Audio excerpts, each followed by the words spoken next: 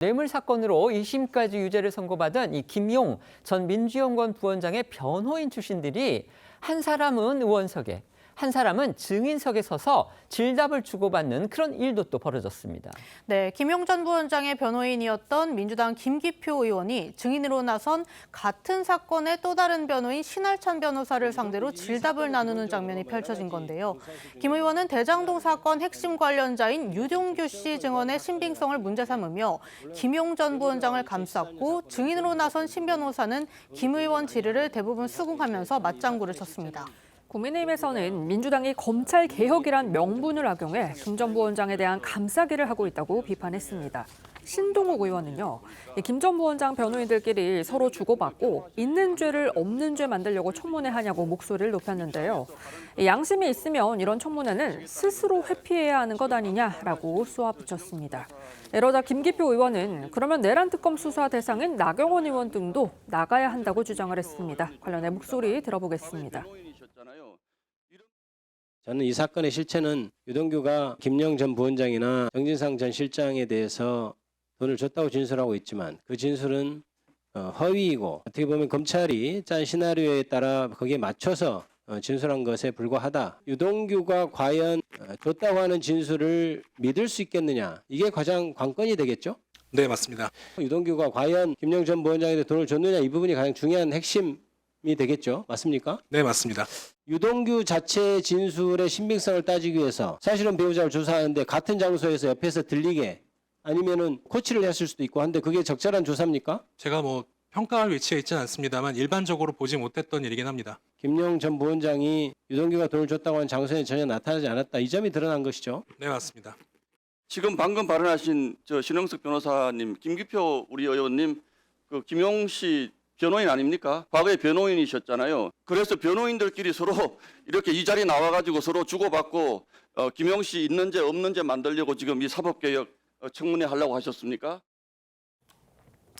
말씀드렸다시피 어제 국회에서 열렸던 그 입법청문회의 당초 취지는요, 여당이 주장하는 검찰 개혁과 관련한 입법청문회였습니다. 오늘 지금 방금 저희가 소개해드린 게 물론 그 청문회의 전부는 아니었지만 그 핵심은, 그런데 검찰 개혁 입법과는 저희가 보기에는 별로 상관이 없는 듯한, 그러니까 검사들, 과거 이제 지금 현재 여권 핵심부 인물들과 관련한 수사를 맡았던 검사들을 불러내서 추궁하고 따지는, 그러니까 주로 이제 여당 의원들이 그렇게 한 거죠. 그게 핵심이 아니었나, 이런 생각이 드는 겁니다. 그런데 그 내용도 또 보면은 여당 의원들의 추궁에 대해서 검사들이 전혀 지지 않고 거기에 대해서 맞대응을 했고요.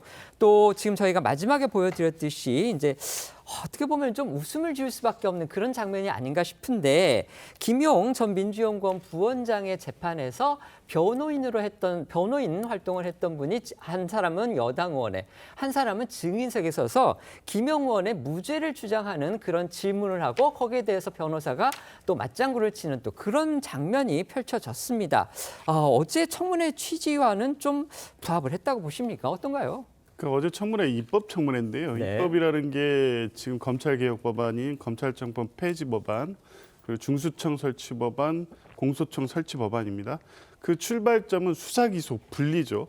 그러니까 검찰에 독점됐던 수사 기소권이 검찰이 독점함으로써 발생할 수 했던 여러 가지 사건들의 대표적인 사례가 이 관봉권 띠지 분실 사건, 그리고 이 대북 송금 사건이기 때문에 이 사건의 수사 과정의 내용, 또 진상 은폐와 관련된 의혹들을 따져 물음으로써 검찰이 수사권과 기소권을 제대로 활용하면서 지금 검찰에게 반대하는 것이 아니라는 점을 부각시키기 위한 그 필요성에서 어제 검사들을 증인으로 불렀던 거고요. 어제 내용에서 확인된 바와 같이 대표적으로 대북 송금 사건 관련해서는 법무부 감찰을 통해서 이제 확인되는 내용이 있습니다. 물론 최종 이제 진상 규명까지 시간이 필요하지만 적어도 검찰이 기소했던 내용, 진술 세미나, 그리고 연어 파티 등이 있었을 것으로 보이는 관련된 진술들이 나오고 있기 때문에 과연 검찰이 이런 사실까지를 알고도 실제 그런 방식으로 대북 송금 사건에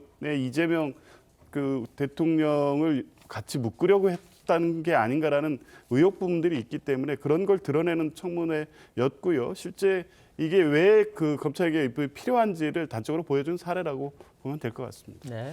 저렇게 상식에서 벗어난 청문회의 장면들이 결국 국회는 개혁의 주체가 될 수 없고 오히려 국회 개혁이 필요하다라고 하는 것을 보여주는 것이죠. 민주당이 검찰 개혁을 명목으로 여는 청문회의 장면들을 보십시오. 1년차 검찰 수사관을 데려다가 언론의 얼굴과 실명이 모두 노출된 상태에서 많은 국회의원들이 일종의 조리돌림을 하듯이 다그치고 추궁합니다. 그런데 정작 그 관봉권 띠지는 자금 추적에 결정적인 것이 아니라고 확인되지 않았습니까? 최근에 경찰에서 김정숙 여사 관련 옷값 논란 무혐의 처분을 했는데 그 무혐의의 사유를 보면은 관봉권이 일부 사용된 것은 확인이 됐지만은 결국 그것이 특활비로부터 나왔다는 자금 흐름을 확인하지 못했다는 것입니다. 그런데 그 사건에서 관봉권 띠지나 스티커가 분실돼서 그렇게 된 것입니까? 아니지 않습니까? 그 부분을 짚어드리고 그다음에 김용전 민주연구원 부원장 사건 지금도 대법원에서 심리 중입니다. 그런데 엄연히 재판 중인 사건을 가지고 변호인 출신이었던 국회의원 그리고 변호인이 나와서 저렇게 티키타카를 하듯이 사건의 결론을 뒤집으려는 시도를 하고 있습니다. 이런 것들이 모두 상식에 반하는 것이고 그러면은 이런 국회가